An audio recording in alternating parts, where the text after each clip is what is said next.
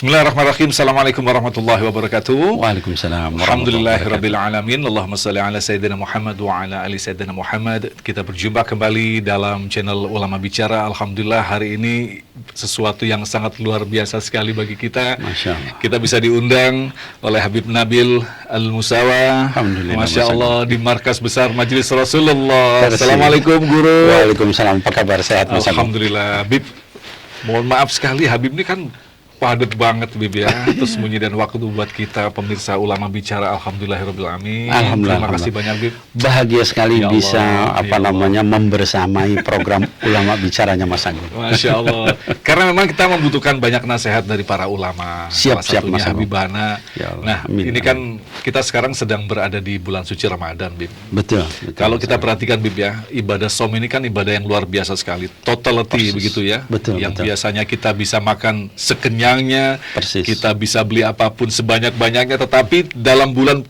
suci Ramadan direm, diatur di Semuanya sini. Nah, di-stop. tema kita menarik sekali yang kita diskusikan, Habib, yang pilih ditampilkan dalam Ulama Bicara adalah ketika kita berpuasa adalah semakin mendekatkan diri kepada Allah dan semakin kita juga bisa mengontrol duniawi kita, Habib. Iya, betul ini sekali, Mas Agung. penjelasannya seperti apa nih, Habibana?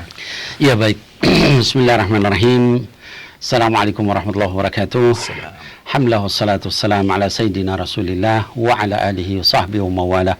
Amma ba'd, yang saya hormati dan saya cintai Ustadz Agung Izul Haq, sahabat saya dari sejak dulu ya, Masya sekian Allah. puluh tahun, dan kita akan bersahabat terus Insya Allah. sampai ke jannahnya Allah. Amin, Insya ya Allah. Allah. Amin ya Allah ya Amin, rabbal amin. alamin.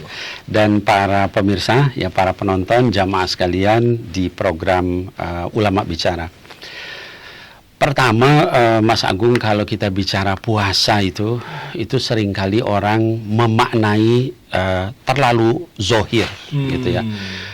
Mereka lupa kepada sisi batiniah daripada puasa. Jadi kalau kita melihat sisi zohir puasa itu adalah menahan makan, minum, hubungan suami istri, gitu kan.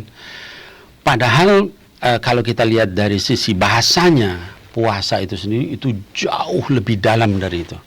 Jadi kalau secara bahasa dikatakan saum itu dari kata sama yasumu sauman wasiyama, yang maknanya adalah al-imsak. Ya, jadi imsak itu, para pemirsa yang dimuliakan Allah, itu artinya menahan diri, gitu ya. Jadi orang disebut berpuasa kalau dia sudah bisa menahan diri. Ya. Apa yang dia tahan? Yang dia tahan itu bukan hanya sekedar makan, minum, ya, hubungan suami istri, tapi dia menahan seluruh apa yang Allah berikan kepada dia dari perbuatan maksiat, ya. Mata dari melihat yang diharamkan, telinga dari mendengar yang diharamkan, mulut dari ngomongin yang diharamkan. Itu makna puasa. Kalau ada orang yang kemudian bilang itu memang puasa sampai sedalam itu, mana dalilnya? Di dalam hadis sahih dikatakan, kata baginda Rasul SAW, man lam yada' qawla zur wal amila bihi falaysa lillahi hajatun fi an yada' ta'amahu wa syarabah. Jadi kata baginda Rasul SAW, man lam yada', barang siapa yang tidak meninggalkan qawla zur, kata-kata yang dusta, wal amila bihi, atau juga perbuatan-perbuatan nipu orang lain, maka falaysa lillahi hajah, Allah enggak punya kebutuhan, Masya Allah. ya, fi an yada' ta'amahu syarabahu, dengan dia meninggalkan makan minum. Kalau dikatakan Allah nggak butuh, artinya apa? Nggak diterima. Iya, Ya. iya. Bahkan dalam hadis lain dikatakan, kata baginda Rasul sallallahu alaihi wasallam, ya, bahwa hatta ada orang lagi mencela kita, Mas Agung. Kita lagi puasa nih, ya. Lalu datang orang, "Hei," misalnya gitu kan, "setan lu," misalnya, atau apa gitu ya, dengan bahasa-bahasa yang kasar. Itu kata baginda Rasul SAW, fa in sabahu ahadan au qatalahu falyaqul inni shaim, inni shaim. Kalaupun ada orang yang nyaci maki kita, au qatalahu, atau ngajak berantem sama kita, katakan sama dia, saya lagi puasa. Saya lagi puasa. Saya lagi puasa. Kenapa? Karena puasa itu jati dirinya, hakikatnya adalah menahan diri, menahan diri, menahan diri. Maka orang yang berpuasa, Ustadz Agung, itu kalau puasanya benar, setelah sebulan itu matanya nggak biasa lagi melihat yang haram, telinganya nggak nyaman lagi. Ada orang ngomongin orang kayaknya nggak enak telinga saya pindah. Ya. Mulutnya juga nggak suka begitu. Kenapa? Quran, zikir yang dia ucapkan gitu kan. Sampai dikatakan Imam Syafi'i itu khatam Quran 60 kali khatam belum dapat. Kenapa? Karena dia nggak ngobrol. Quran, terus yang keluar. Nah, mudah-mudahan dengan makna itulah kita bisa bukan sekedar puasa yang sifatnya duniawi saja, Ustaz Agung, tapi puasa yang mengantarkan kita supaya kita dekat sama Allah. Menahan diri. Jadi garis yang paling perlu ditekankan adalah menahan diri. Artinya memang manusia itu dibekali potensi yang sangat liar begitu mungkin Bib, dari awal ya. Ketika Persis. tidak dikendalikan, Allah menyindir dalam surah yang lain, kalian akan lebih rendah daripada binatang, Bib. Nah, Betul Bib, sekali. kalau menahan diri ini kan artinya ada potensi manusia yang memang tidak bisa dilepaskan lagi ketika setelah selesai Ramadan, kemudian menghadapi kehidupan yang seperti biasanya, akan ada fluktuasi di situ, Bib. Mereka akan kembali lagi seperti itu, Bib. Apakah ini memang rahasianya Allah menghadirkan di setiap tahun akan ada ibadah saum atau seperti apa? Iya, jadi benar Ustaz Agung begini. Kalau kita lihat para ulama nih ya, kita bercermin sama mereka. Para ulama itu nyiapkan Ramadan dikatakan itu dari sejak 6 bulan sebelum Ramadan. Ya. 6 bulan. Kenapa 6 bulan sebelum Ramadan? Karena mereka takut nggak bisa dapat manfaat di bulan Ramadan itu. Ya. Berapa banyak orang yang dikatakan kata baginda Rasul, rubba man sha'im laisa lahu min siyamhi ilal ju' wal 'atash. Mayoritas orang puasa, dia nggak dapat pahala apa-apa dari puasa itu kecuali sekedar lapar dan haus, gitu ya. Nah, maka mereka 6 bulan. Nah, kemudian dikatakan selesai puasa, mereka menjaga ibadah puasa itu 6 bulan berikutnya. Jadi bayangkan setahun Jadi penuh sudah libur istilahnya, Jadi Bib, ya? libur. Ya Allah. Nah, kalau kita melihat Mas Agung, kenapa misalnya setelah Ramadan Allah nggak biarkan kita bebas begitu? Iya, iya. Ada yang disebut dengan puasa sittah min Syawal. Oke. Kenapa? Tujuannya supaya kamu itu setelah sekian lama di madrasah, namanya madrasah Ramadan, pesantren Ramadan, jangan dibiarkan bebas begitu saja. Kasih waktu. 6 hari itu seolah-olah puasa setahun penuh, kata baginda Rasul. Artinya apa? Supaya kita nahan diri. Nanti setelah 6 hari kita nanti akan cinta sama puasa, mulai kita mungkin apakah Senin Kemis kah, Betul. atau mungkin Ayyamul Bid kah, atau apa. Itu rahasianya dari puasa itu supaya kita jangan habis puasa, udah selesai gitu. Betul, betul. Ada satu lagi Mas Agung, Iya. yang juga harus dijaga, ini seringkali orang nggak paham ya. Dia puasa, dia udah nahan diri, dia udah nahan matanya, telinganya segala macam. Tapi nanti pas berbuka itu Habis-habisan. ada combro dimakan, ada sekoteng dimakan, ada cincau. Padahal kata baginda Rasul SAW, inna syaitan, ini rahasia juga nih, ya, ini hadis ini. Inna syaitan yajri fi jasad ibni Adam majrid dam. Syaitan itu berjalan di dalam badan Bani Adam itu, keturunan Adam manusia, itu seperti aliran darah. Ya. Fadayyiqu bis-shaum, kata baginda Rasul SAW, maka sempitkan aliran itu, syaitan itu dengan puasa. Nah, kita makanya Mas Agung kalau lagi puasa itu kan terasa gitu, ngaji enak, badan juga terasa nyaman. Tapi begitu kita berbuka segala macam tadi dimakan, apa yang terjadi? Badan kita jadi lemas, mau taraweh terus terasa males. Iya. Buka televisi, nonton, duduk di situ, terus apa segala macam, megang HP, lewat semua ibadah itu. Nah, jadi kata para ulama, kalaupun kita berbuka, ikutlah bukanya Rasul. Rasul itu kalau berbuka 3 kurma, lalu minum, terus salat maghrib. Kenapa kurma? Ternyata kedokteran modern Mas Agung itu menemukan bahwa zat ketika kita sedang sangat lapar itu yang paling cepat diubah jadi energi itu adalah glukosa. Tapi bukan gula dalam artian makanlah yang manis-manis ya. Nggak ada dalilnya. Yang dimaksud adalah kurma. Kenapa? Karena kurma itu glukosa yang natural, gitu kan? Alami, bagus, sehat gitu kan. Sehingga ketika kita berbuka dengan 3 butir kurma, pertama langsung diubah jadi tenaga. Yang kedua, 3 butir kurma itu memberikan kesempatan perut kita, Mas Agung.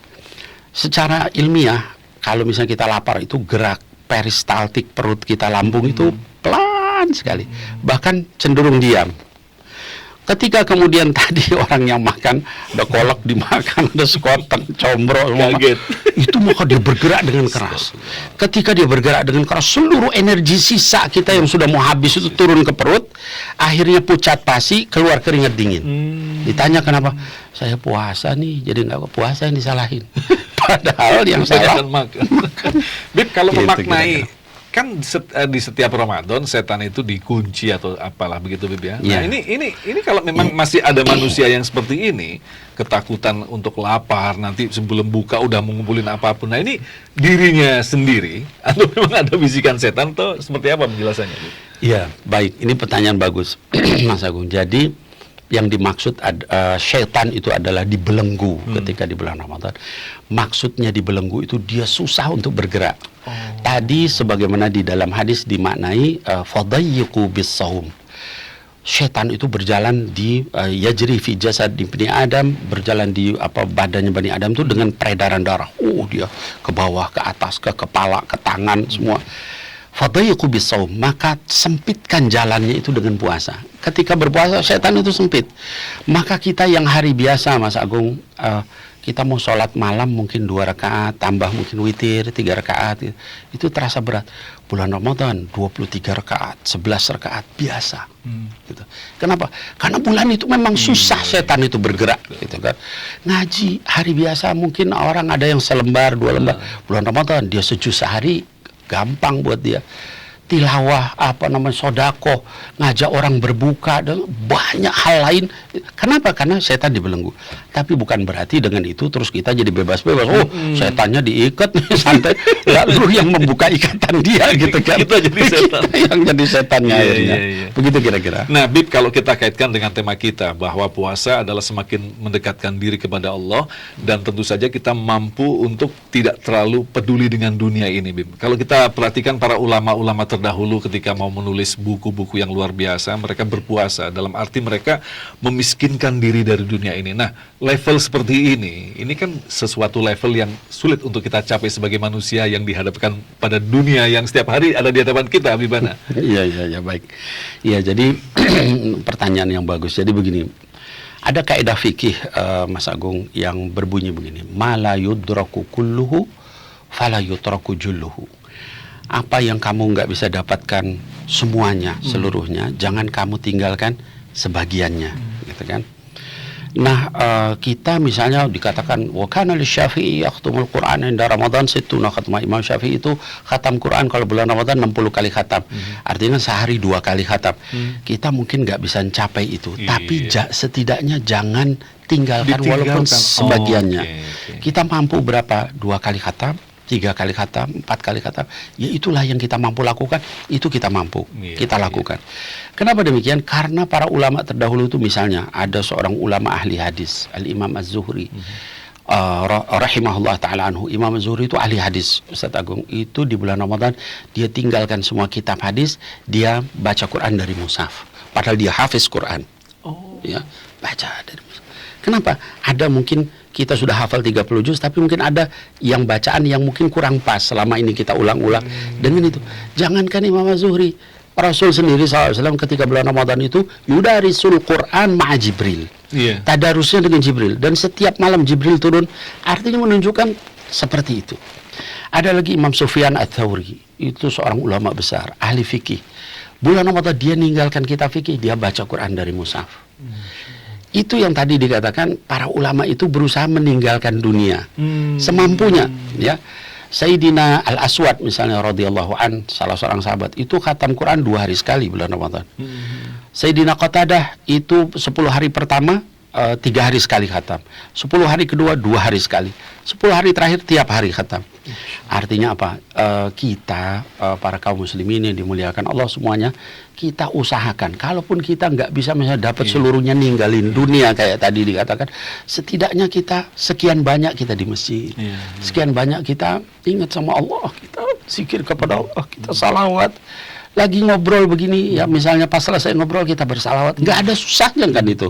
Dan itu membuat mereduce macam-macam, kalau istilahnya detoksifikasi, katanya kalau badan itu, ruh itu juga perlu didetoks. Betul. Ketika kita banyak dekat sama Allah, kita kalau nggak sholat, nggak ngaji zikir, nggak zikir, kita ceramah atau apa hal yang Iya. bermanfaat, ya bekerja tapi menghindari yang maksiat. Itu detox. Membersihkan ruh kita. Ketika puasa itu sumu tasihu, puasa kamu akan jadi sehat.